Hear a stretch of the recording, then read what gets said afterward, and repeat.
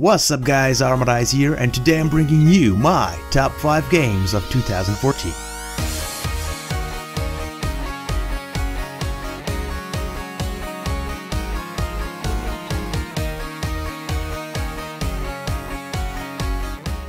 Okay, now I know it's already 2015, but I didn't have time to make this video, so I'm doing it now.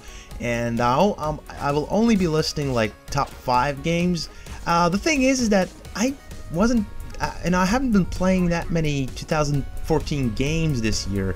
It's kind of weird, but most of the games that I played were kind of disappointing, and that's just something I want to, I guess, talk about. Is that 2014 has not been a great year for gaming. We had, stuff like Assassin's Creed Unity come out, and Watch Dogs was a huge disappointment. And that's the game that I played. I kind of enjoyed Watch Dogs, so I guess it's sort of like a mention. I will mention that. A few other games that I enjoyed from 2014, I guess. Oh man, I don't know. Anyway, these are my top 5, so let's kick it off with number 5. And I'll give this to NBA 2K15. This is just an amazing basketball game for anyone who's into basketball. Now, you guys know I'm from Lithuania, and basketball in Lithuania is just huge. Everyone loves basketball here. I myself, I play basketball in my free time or in school, and I just enjoy basketball. I don't know why. We're not into football, but when it comes to basketball, we're definitely in there. Yeah, this game is just amazing. I love the My Career mode, my player thing. You can create your character. You can interact with other famous NBA players, which is awesome, and they're all voice acted. Now, voice acting is not good in terms of like lip syncing and stuff. And the players sound kind of weird at times, but overall it's just a really great story mode, and it's a very good basketball game. So definitely, if you're into basketball, go try out NBA 2K15. Okay, so number 4, Far Cry 4. Yeah. Now I know I'm still doing a Let's Play on this game, and I haven't finished it. But I gotta say, I'm really enjoying Far Cry 4 now. I haven't been playing it lately because I didn't have the time, and I don't know. But here's the thing about Far Cry 4: if you enjoyed Far Cry 3 to death, you're gonna enjoy Far Cry 4. The thing about FC4 is that it just feels very similar to FC3. Now the story is different. I'd say that the story is not better than the FC3. The main antagonist is like this Pagan Min guy, and he's like all his propaganda and stuff is going on. But the thing about Pagan Min, I mean, he's not. There aren't many cutscenes with him. The guy doesn't get that much screen time, and so you don't feel invested in this protagonist. And here's the biggest problem with Far Cry 4. And I know I'm kind of talking about the negatives here, but just hear me out. One thing about Far Cry 4 is that it just feels super duper uber similar to FC3. Everything is the same except for graphics. Now, graphics are awesome, and that's the thing. It's so similar to FC3, and FC3 was a great game. And yeah, if you love FC3, definitely try out this one. And if you never played a Far Cry 3 or 4, then 4 is a good way to start. Anyway, let's go on to number 3. Middle-earth: Shadow of Mordor. Killing orcs never gets old. It just doesn't. Middle-earth: Shadow of Mordor is fantastic, and it's I think, yeah, it's the first sort of Lord of the Rings game I ever played. I know there's a lot of them, and I know there's a lot of terrible Lord of the Rings games, but yeah, Middle-earth: Shadow of Mordor, I mean, you heard about this game. Come on, I even made a video about it. That's how good it is. So you kill orcs, and it's just a non-stop killing orcs kind of game. It's a killing orc simulator kind of thing. It's fun. It's really cool. The best thing about Shadow of Mordor is not the main storyline. I mean, I would say the main storyline is actually pretty weak, especially till the in the end. It's kind of disappointing. But it's not about the storyline. They could have made the storyline better. But here's the best thing about this game: is the Nemesis system and the combat. Now, One thing that I guess made this game good for me is I never played a Batman game before, or never played a game with that kind of combat system.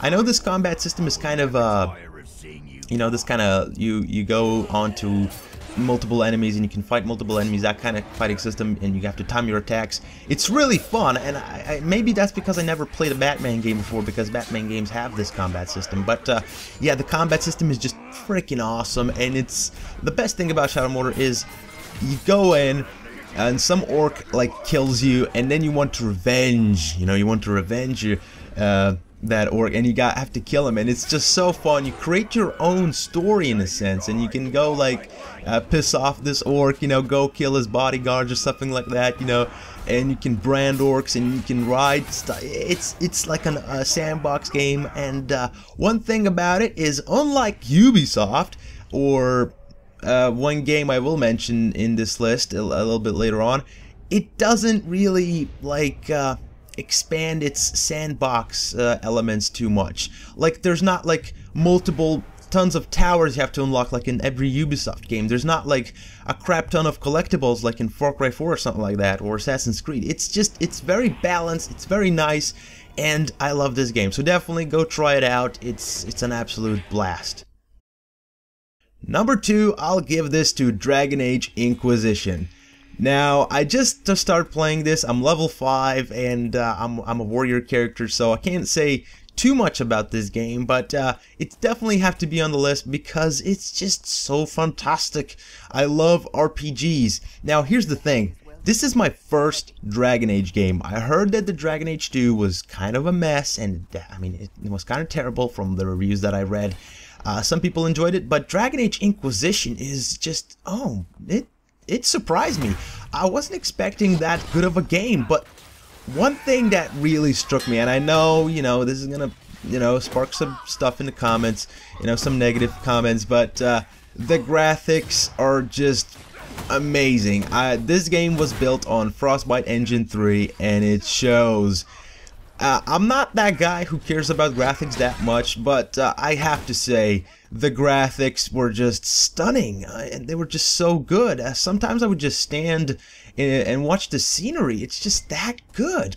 Now, I'm still in the hinterlands. I know this is like the weakest part of the game or something like that, from what I heard, but so far this game is just freaking amazing. And although I do think that there are some stuff they could improve, like there's a lot of collecting to do, and I mean, if you love looting, then that's awesome, but I think they just overdid it with some things. Like, you have to loot everything you see. You know, it's optional, but it's recommended you loot everything.